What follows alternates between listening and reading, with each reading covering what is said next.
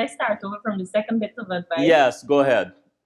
Okay, so in continuing from the first bit of advice, and the first bit was really about believing in that thing that you have. At the moment, we didn't have resources, we didn't have anything.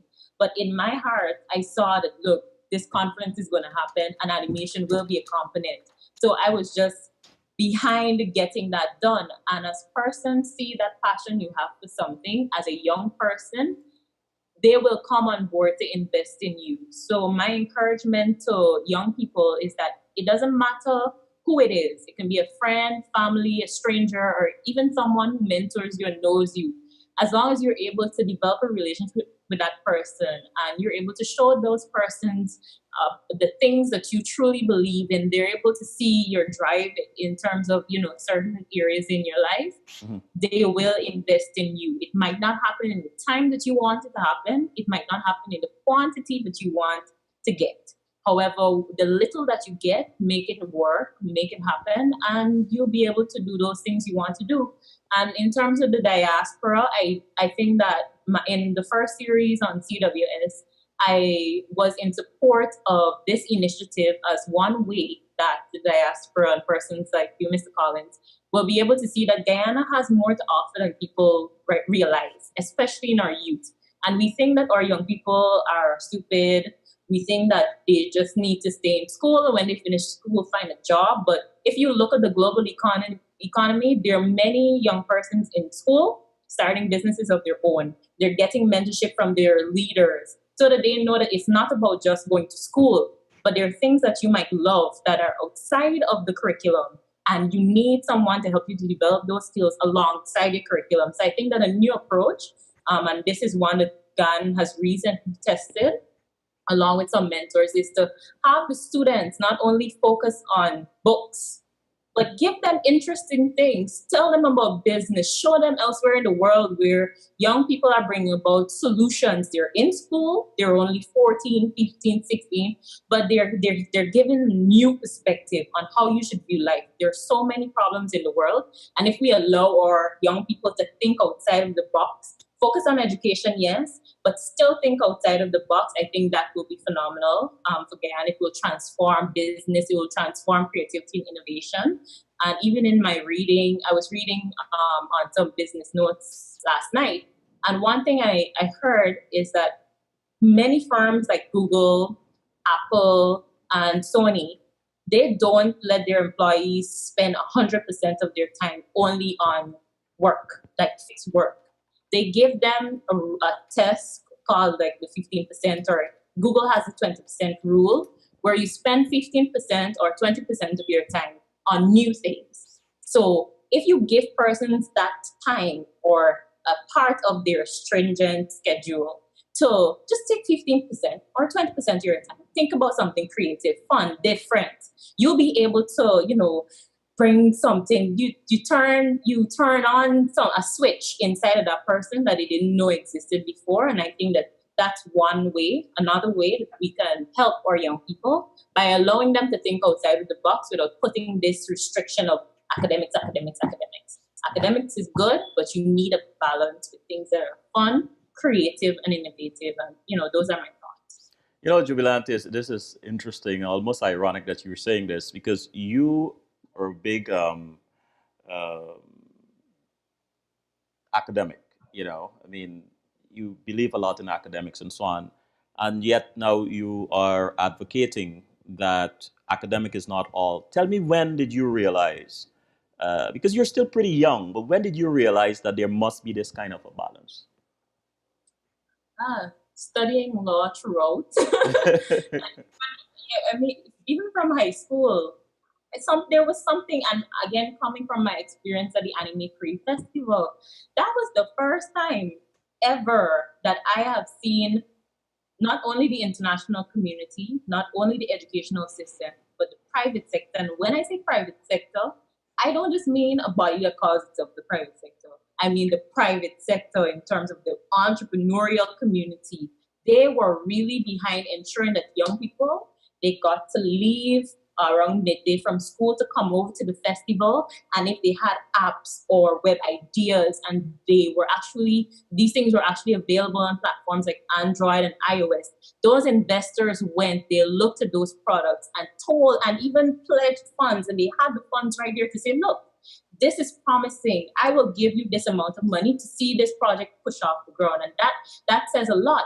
It says that there is more to life than academics alone. Academics is important, and I'm not saying that you should not focus on academics. I'm saying that you have to focus on academics, but there must be a balance in life. You, as an individual, we're not only born to study. We're born to tap into some potential or some purpose that is there in our life. And in order for us to find purpose, we have to explore and do other things along with the academic background that we have. We have to explore who we are. We have to identify who we are, because that's the only way that we'll be able to lead effectively. If we know who we are, that's the only way we enjoy academics. If we know who we are and what's driving us. And so, those are my thoughts on balancing academics and business or creativity or fun. There must be a balance. I am curious about what you said just now about the private sector investing their time and money in these young entrepreneurs. Yeah. Is there any parallel in Guyana? Do you see this, or do you think this is something that needs to be introduced to the private sector in Guyana? And while you're answering this, here's a question I want to ask you. If you had the ear of, and I asked this last week, three people in the government: the Minister of Telecommunication, who is a very big advocate on young people and entrepreneurs, the Minister of Business, and the President, what would you tell them? First, I will tell them it's nice to, be in the same room as they are.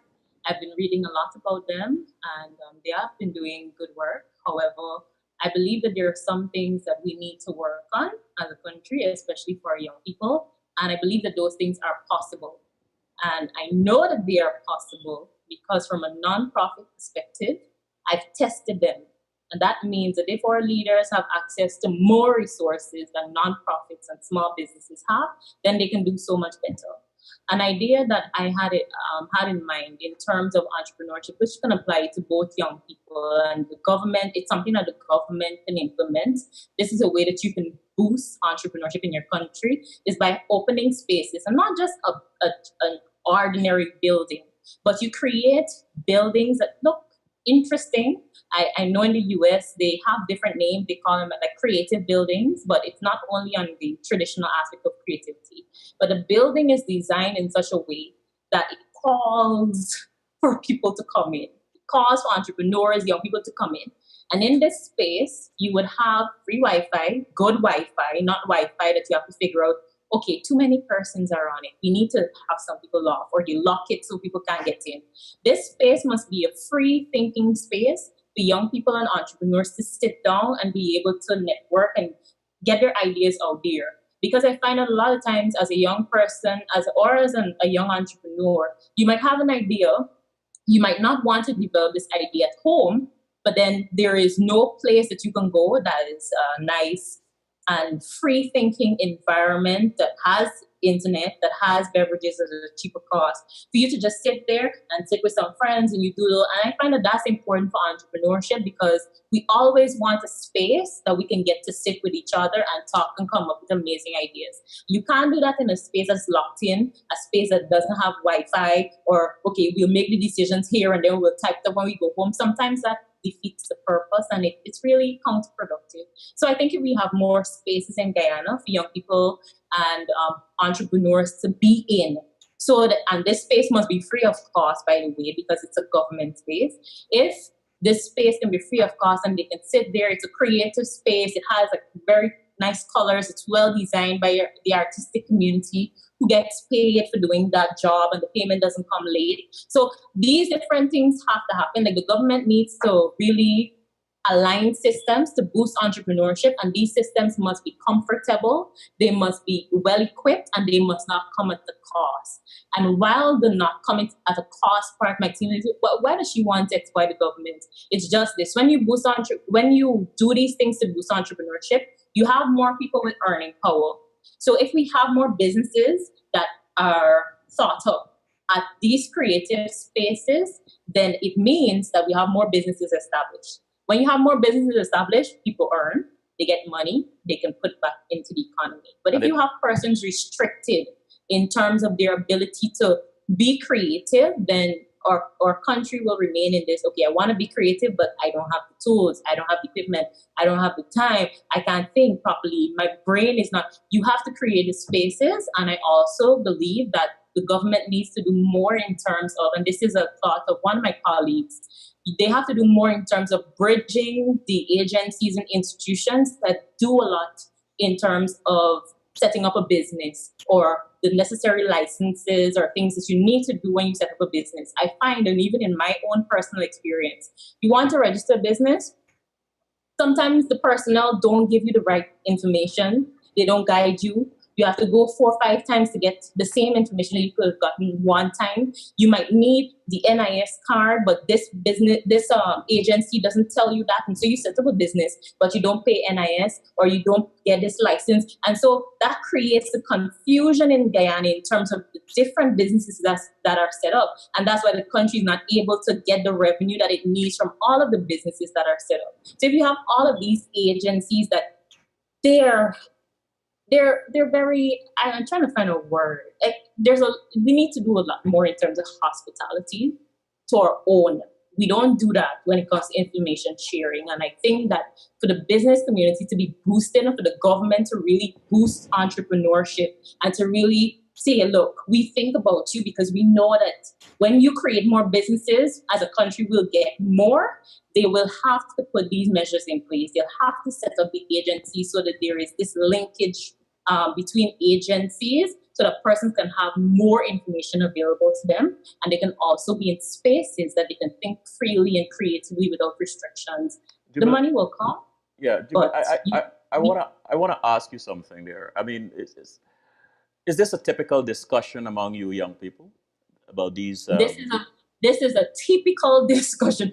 We talk about this a lot. So we talk about having thinking spaces and these agencies to have them interconnected so we won't have to be running to GYIR, then running back to NIS, then running to the D's registry or the business registry. It's so fatiguing that as a business community, if you don't have these systems in place, you stifle or you reduce the entrepreneurial spirit of your people when that can really just be avoided if you put the necessary measures in place. Jubilante, I'm sorry you have to run. No problem. Because I would like to talk to you a little bit more, but we have a minute or two. How would you, since you started GAN to now, how has GAN grown in terms of the mission you started out with and your vision for empowering and teaching young people? I would say we've grown exponentially, in my opinion. When we started out as a nonprofit organization, the vision was still skewed because there were many voices wanting different things, even though I knew what I wanted it to be. And as a young person, having to compete with older voices when it comes to your vision, sometimes you don't know what to do. And so you go with what you think, okay, this may be better, but it might not be what you want. And so when we started off, it was, I really want this, but we'll just have to do this for now. And so I started off by settling. But then I think one moment I had it wasn't a light bulb, but you know when people say they have the click? Yes. Like I had a click moment when I was like, wait, this is not what I want. The mission and the vision will not be achieved if this continues to happen and if the opinions of others drown out what really should be the extent of the growth of the organization. And so we had to do a lot of reshuffling and rebranding. And after rebranding in the first quarter of this year, the organization was in a better position to make its own decisions free of, person's their own personal agendas, and because the organization has been able to make its own decisions using the ideas of the young people in the organization, we see what they want, we try to bring that to the table. We also try to bring things that are different. I have seen tremendous growth even at a few of our recently concluded activities. I have been able to have my leaders be a bit more out there in terms of running their own projects. And I think that seeing them there, instead of being afraid or instead of relying on me to take the lead, I think that really showed me that, look, we have really come a far way, to know that they have learned over the few months, over the year, on how they can, create ideas of their own. They know I support creative ideas. So even if it sounds ridiculous, I'm like, we're going to go with it. And so when we go with ridiculous ideas that are really innovative ideas, I have seen the organization take leads that other organizations have not. We are actually the first nonprofit organization to host a movie night in an actual theater. We had to comply by the necessary copyright laws. We had to ensure that the tickets were all covered, on the end of ensuring that the producers and everyone in the films were paid before we were able to actually make. So we learned a whole lot about the theater system by having our movie night there. We hope to continue such a project because as an organization, the Guyana Animation Network, and being under the industries of film, animation, and technology, in terms of the legal laws and the legal ramifications that are in place, as an organization, we try to follow those as opposed to doing it the wrong way because we're a nonprofit. And so we have grown. We have our logo is trademarked. That means that no one can use our mark unauthorized. All right, I got to get in here. Jubilante, I got to get in here because time, you remember, hold on. We have grown. You have to go. And I told you it's not going to be enough time. I know you got to go, and I appreciate you spending the time, making the sacrifice to come on the show. Thank you. I want to say something, and tell me if you think this is accurate. You're not saying, and since I spoke to you with the other Guyanese youth in business early 2016, that it's not a generation competition per se. You're saying that young people too have ideas and good ideas, and they should be given an opportunity to express themselves and to act on these ideas. Am I correct in saying that? Yes, you are. We need more incubator style systems so that we can incubate innovative ideas that will benefit Guyana, not only Guyana, but benefit Guyana in a global perspective, so that the country will earn, because globally persons are coming to see what it is that's new that we are able to generate from the young people we have. And I think that that's phenomenal. That's the way other countries do it. So, Jubilante, thank you for spending the time with me. I really appreciate it. I'm so sorry that time is not enough, but just know that we are going to contact you at some point to come back, because there are lots of questions that I didn't get a chance to ask you, and we need to pick that young, brilliant, progressive, enterprising mind of yours. Thank you. Okay, can I just say one Sure, thing, of course, of course. So after our unofficial close of our Girls in ICT initiative, we have been able, well, first we were able to reach 189 girls, and now we have a sustained number of 30 plus girls at both the Bishop's High School and Marian Academy who have endeavored in their own business initiatives. At this point, we need business mentors from the pool of entrepreneurs in Guyana. And if there are any foreign mentors that are interested in mentoring any business, please contact the Guyana Animation Network, contact our Facebook page so that we can send you an email and you can let us know how you'll be able to invest or donate towards this project, because this is one way that we have been able to really inspire the entrepreneurial spirits of children who are between the ages of about 9 or 11 to 19.